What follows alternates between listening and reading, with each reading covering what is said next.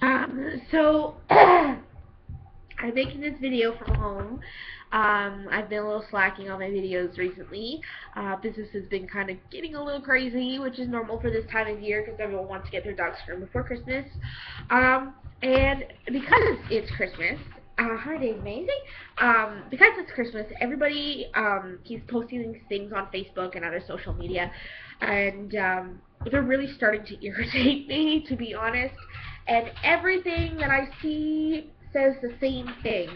Beware of people food. Don't let your dog eat human food over the holidays. Blah, blah, blah, blah, blah.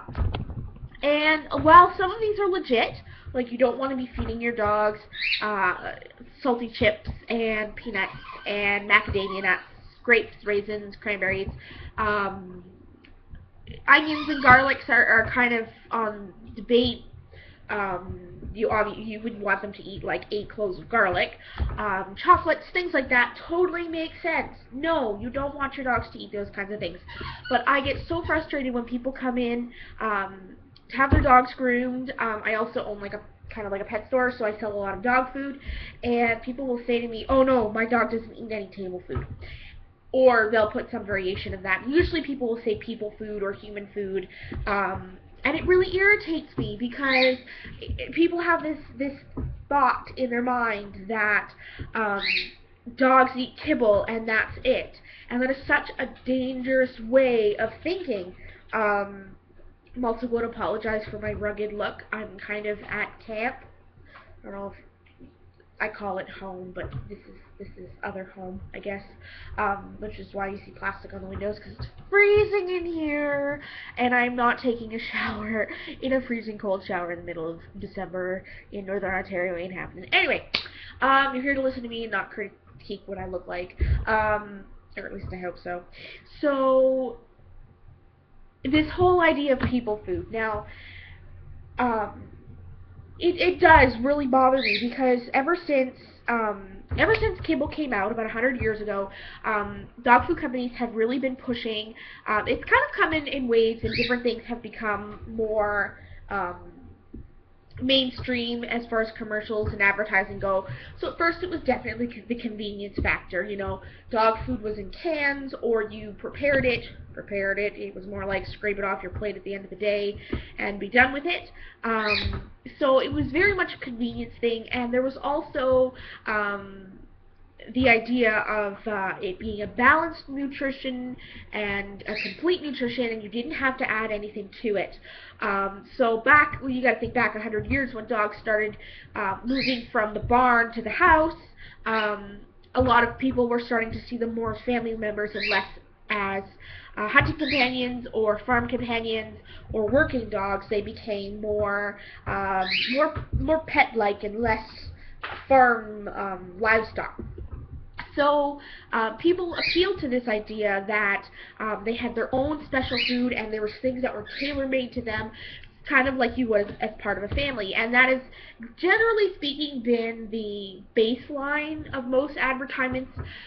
There are a lot of dog food companies, you'll hear them say, you know, feed them like family, or some sort of variation of that. I don't recall which brand says that. I think it's Blue Buffalo.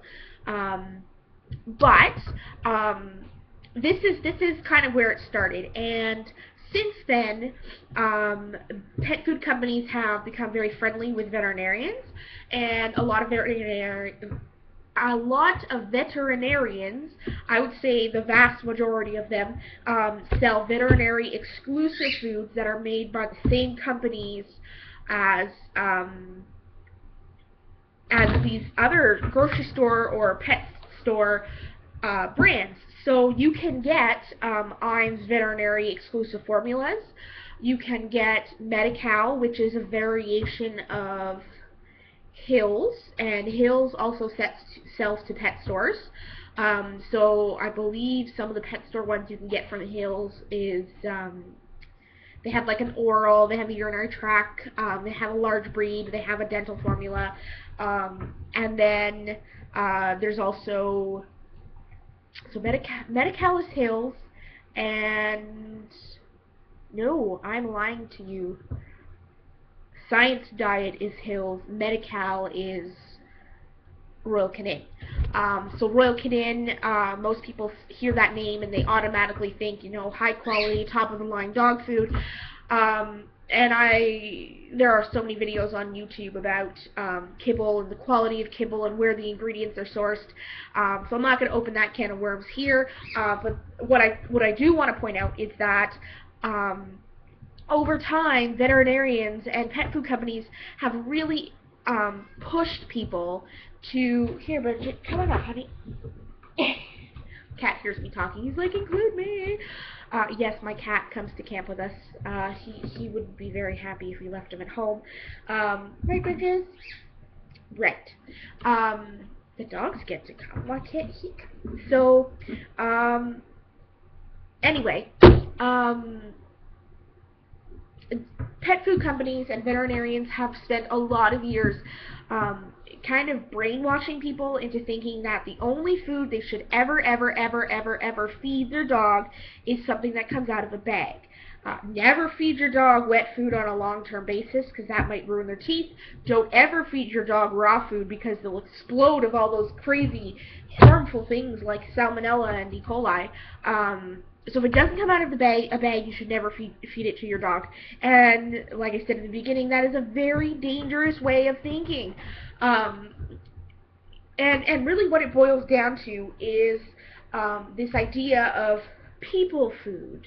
And people food has really developed from being the bad things to everything. So when people come in and tell me we don't feed our dog people food, I ask them, what do you mean by people food? Because there are plenty of things that you and I eat that your dog most definitely can. So really what I try to do is educate people in removing the stigma of people food and replacing it with safe and not safe. So not safe foods like chocolates, raisins, grapes, alcohol, salty foods, fatty foods, those are things obviously you don't want to feed your dog, and I never encourage you to feed your dog. Now that's not to say that if your dog eats a chip, it's going to explode. Actually, all of the cats at the store right now, the cats at the shop, I've been fostering and adopting a lot of them out. Everybody's kept on a supplement called Flea Free, which is actually garlic based, and it's a very small amount of garlic, and garlic is actually very beneficial for the body, but the problem is that you have to have very small amounts of garlic, and it does not take a lot of garlic to cause a lot of damage. And that's where people get this, oh my god, you can't feed your dog garlic. You can feed your dog garlic. There's just a very shallow line where if you go over that line, you can do some damage to your pets. So things like this, things that are on the not safe list, then you know, don't feed those to your dogs. But there are way more things on the do feed list than there is on the don't feed list. And it's very frustrating when people come in and say, I don't ever feed my dog people food, when most of the things that are on the most of the things when you think of people food are on the yes list and not on the no list.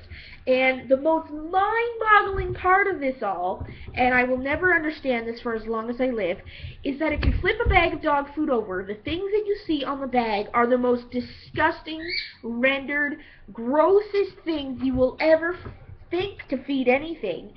But people have no problem going to the grocery store and ripping open a bag of puppy chow or Purina or Einz or whatever brand you can think of and scooping out chicken byproduct meal and bone and meat meal. Bone and meat meal can be anything. Usually it's horse meat, which I guess is fine, except for it's usually scraped off the floor of a transportation truck or off the side of the road. Meat as an ingredient can be anything.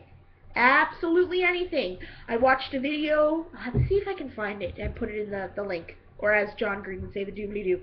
I'll have to see if I can find it. Anyway, there was a video that I watched once that was forwarded to me of these trucker guys that I guess they like go and find stolen trucks. So they went out and they found this refrigerated truck, and it had been left on the side of the road and obviously had not been refrigerated for some time.